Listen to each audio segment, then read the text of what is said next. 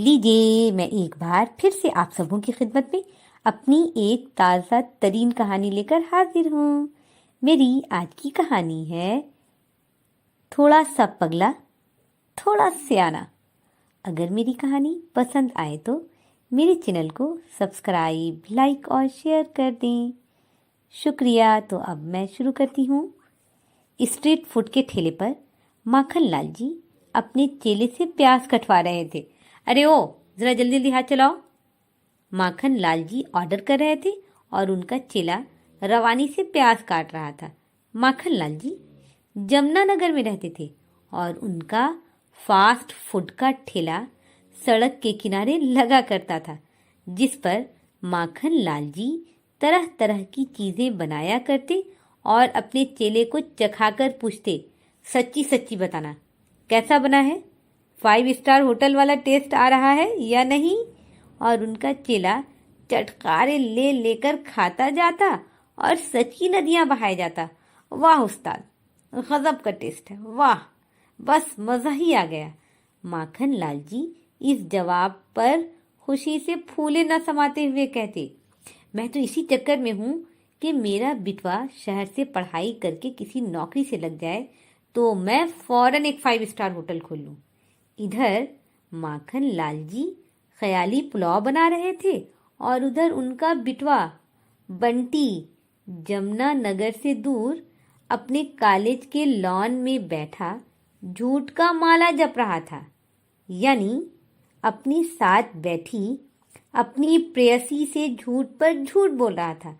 मेरे पॉप का तो 5 स्टार होटल है, बड़ा शानदार, बड़ा खूबसूरत। अच्छा, तो फिर मजा ही मजा रहेगा, मुझे घर पर कुछ पकाने का टेंशन नहीं रहेगा। मोना बंटी के कंधे पर सर रखकर लाड से बोली, तो क्या तुमको शौक था कि तुम मेरे घर आकर किचन के में खाना पकाती रहो? बंटी ने नरूठे से अंदाज में कहा। तो मोना ने इठला कर कहा, मुझे खाना बनाना कहाँ आता है। हाँ फिर ठीक है, वरना मुझे पाप लगता अगर मैं एक कस्ट्यूम डिजाइनर की बेटी को ब्याह कर उसे किचन के कामों में झोंक देता तो। बंटी के प्यार से कहने पर मोना खिलखिला कर हंस पड़ी थी। वैसे ये बंटी झूठा तो नहीं था, मगर क्या करता वो, जब मोना जैसी हसीन लड़की बड़ी दिलफरेबी से ये पूछ लेती कि तुम्हारे डैडी क्या करते हैं, तो वो ये बताकर कि मेरे बाबा सड़क पर ठेला लगाया करते हैं, अपना इमेज उसके सामने खराब तो नहीं कर सकता था ना, इसलिए ये 5 स्टार वाला फार्मूला ठीक था। बंटी ने सोचा था झूठ कहने में क्या है, अच्छा इंप्रेशन रहेगा, न मोना जमुनानगर जाएगी न उसका झूठ पकड़ा जाएगा। 5 स्टार होटल के का नाम सुनकर मोना तो जैसे बंटी से चिपक ही गई थी। उसने तो जिद ही बांध ली थी कि मुझे तुम्हारा 5 स्टार होटल देखना ही है। बड़ी मुश्किल से मोना से जान छुड़ाई थी बंटी ने कि एक शाम जब वो दोनों लोधी गार्डन की सब्ज घासों पर बैठे मूंगफली खा रहे थे, बंटी के पॉप यानी माखन लाल जी का कॉल आ गया। हाँ बिटवा, कैसे हो? इस महीने मैं दिल्ली आ रहा हूँ। वो अपने गांव के चौधरी साहब है ना, जो बहुत पहले दिल्ली जाकर बस गए थे, उनके बेटे की शादी है। हम ही को खाने पीने के इंतजाम का कहा है उन्होंने। मुझे भी बड़ा शौक था दिल्ली घूमने का। माखन लाल जी की आवाज दूसरी तरफ खूब चहक रही थी और इधर बंटी के गले में मूंगफली अटक गई थी। वो हूं हाँ करके ही फोन काट दिया। पॉप दिल्ली आ रहे हैं? मोना की आंखें चमक गई। तुम्हें कैसे पता चला? बंटी जुस-बुस होकर पूछ रहा था। जाड़े की शाम में बंटी को पसीना आ रहा था, उनकी बातें मुझे सुनाई दे रही थी। मोना की आंखें चमक गई थी। बंटी के जी में आया अपना सर फोड़ ले या उस कमबख्त मोबाइल को दीवार से दे मारे, मगर क्या फायदा, मोना ने तो पॉप की बातें सुन ली थी। फिर अगले 1 हफ्ते तक बंटी माखन लाल जी को समझाता रहा कि बाबा यहाँ मत आए, वहीं रहें, आने जाने में बहुत परेशानी होगी, मगर माखन लाल जी तो जैसे मान ही नहीं रहे थे। दिल्ली आना है तो आना है बस। बंटी का चेहरा जो मोना के सामने खिला खिला रहता था अब मुरझा गया था। अगर मोना को पता लग गया कि मेरे पॉप ना होकर मेरे बाबा हैं और उनका ठेला सड़क के किनारे लगता है, तब इससे आगे बंटी सोच भी नहीं सकता था। बंटी मोना से सच्ची मोहब्बत जो करने लगा था। माखन लाल जी ने बंटी को अंग्रेजी में एमए करने के लिए दिल्ली भेजा था, मगर बंटी मोहब्बत में पीएचडी कर रहा था और ये चाहता था कि उसे एमए की डिग्री मिले ना मिले, मोहब्बत में उसका पीएचडी जरूर हो जाए। पॉप के आने का सुनकर मोना तो फूले नहीं समा रही थी। उनके आने के दिन वो उंगलियों पर गिन रही थी। 10 दिन और बचे थे।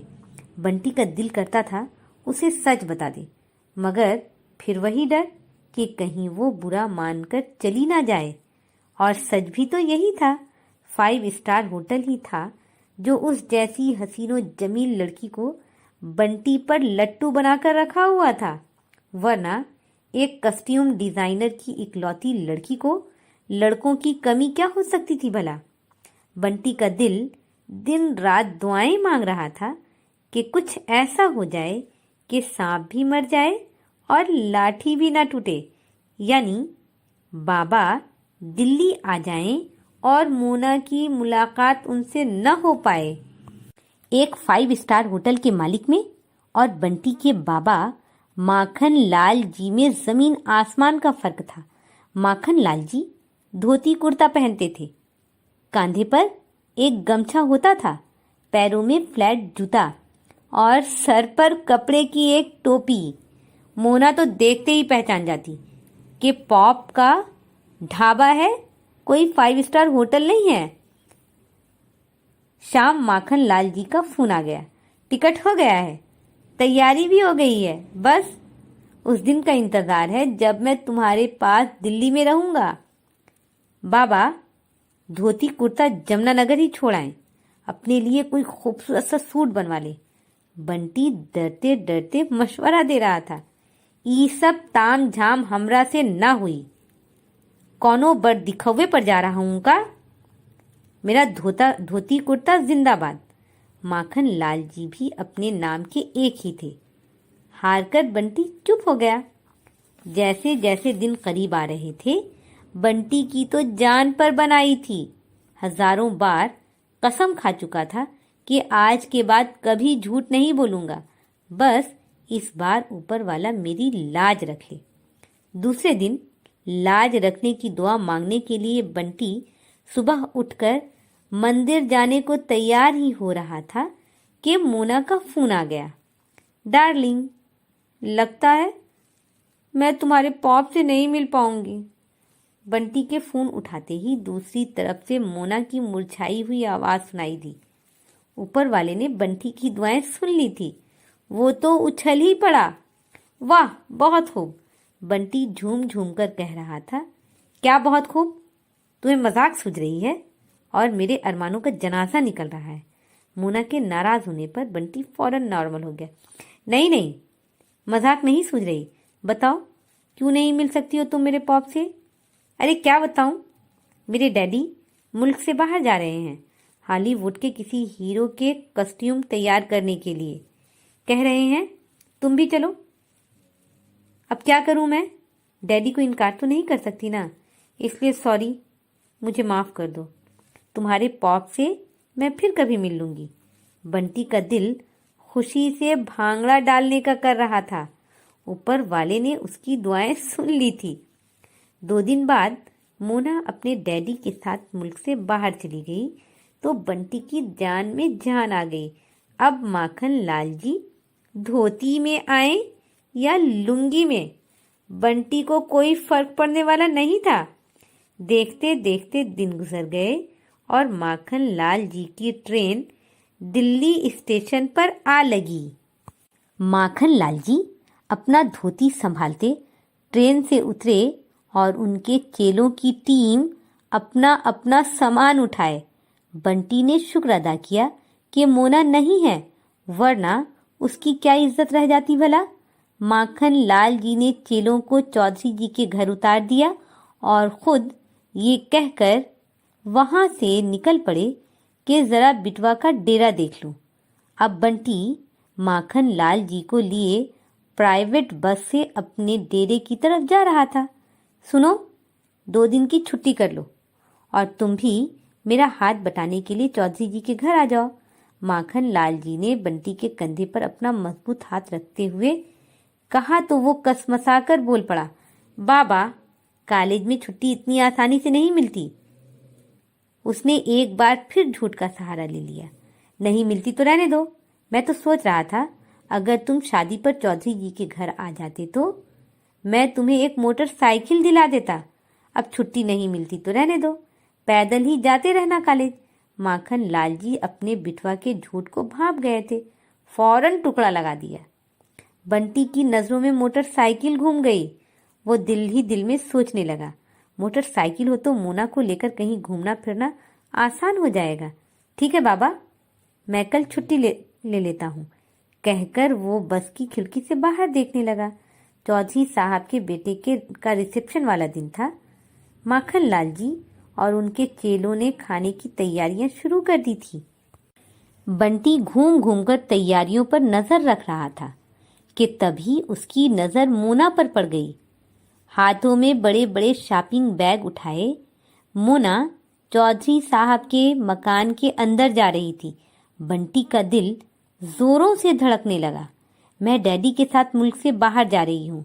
मोना के अल्फाज बंटी के कानों में गूंजने लगे। बंटी उसके पीछे पीछे चौधरी साहब के मकान के अंदर दाखिल हुआ और पर्दे की ओट से अंदर देखने लगा। सामने पड़े बड़े से सोफे पर मोना बैठ चुकी थी और उसके सामने चौधरी साहब के घर की औरतें आकर खड़ी हो रही थी। मोना एक एक से नाम पूछ पूछ कर बैग उन्हें पकड़ा रही थी और वो औरतें अपना बैग लेकर अपना अपना सूट निकालकर देख रही थी। मेरे पापा कस्ट्यूम डिजाइनर हैं। मोना की अदाए बेनियाजी से कहा ये जुमला एक बार फिर बंटी के कानों में गूंजने लगा। कितने पैसे हुए बेटे? चौधरी साहब हॉल में दाखिल होते हुए मोना से पूछ रहे थे तो मोना अपनी डायरी में कुछ देखने लगी, फिर नजरें उठाकर बोली, सारे कपड़ों की सिलाई 15,000 रुपए हुए हैं। कुछ कपड़े पहले दे गई थी मैं और कुछ आज लाई हूं। मैं दंग सा उसे देख रहा था जो चौधरी साहब से रुपए लेकर बैग में रखकर उठ खड़ी हुई थी। तुम्हारे बाबा की तबीयत अब कैसी है? चौधरी साहब के पूछने पर मोना के चेहरे पर मुस्कुराहट फैल गई। हाँ, अब ठीक है, 1-2 दिन में दुकान जाएंगे। अच्छा, अब मैं चलती हूँ। मोना हाथ जोड़कर जाने लगी। भगवान सबको तुम्हारी जैसी बेटी दे। तुमने बहुत अच्छी तरह अपने बाबा की बुटीक को संभाल लिया। चौधरी साहब के प्यार से कहने पर मोना बंटी को और प्यारी लगने लगी। बंटी मोना को बाहर आता देखकर तेजी से बाहर निकल आया और जोर जोर से चिल्लाकर अपने चेलों को ऑर्डर करने लगा। अरे जरा जल्दी जल्दी हाथ चलाओ, जरा ढंग से काम करो। क्या बैठे बैठे ही पैसा लोगे? बंटी ने कनखियों से देखा। मोना जो तेजी से बाहर की तरफ जा रही थी, बंटी की आवाज सुनकर भागी हुई उसकी तरफ आ गई थी और बंटी उसे आता देखकर एक बड़ा सा प्याज उठाकर तेजी से काटने लगा था। बंटी, ये तुम? मोना हैरान हैरान सी बंटी के सामने खड़ी पूछ रही थी। हाँ मैं। और तुम बाहर से कब आई कपड़ों की डिलीवरी करने? बंटी के सवाल पर मोना खिलखिलाकर हंस पड़ी। यानी तुम्हें पता चल गया कि मेरे डैडी का एक छोटा सा बुटीक है? हाँ, सब पता चल गया। इसलिए अब मैं भी ये बता दूं कि मेरे पापा की कोई 5 स्टार होटल नहीं है। वो सड़क के किनारे ठेला लगाते हैं। झूठा कहीं का। मोना जोर से हंस पड़ी। झूठी कहीं की। बंटी भी और जोर से हंस पड़ा। मेरी आज की कहानी यही खत्म होती है। मैं अपनी अगली वीडियो में अपने अपनी एक ताज़ा तरीन कहानी लेकर जल्द हाजिर होती हूँ। जब तक के लिए मुझे इजाज़त दें। अपना ध्यान रखें, अपनों का ध्यान रखें। फ़ी अमानिल्लाह।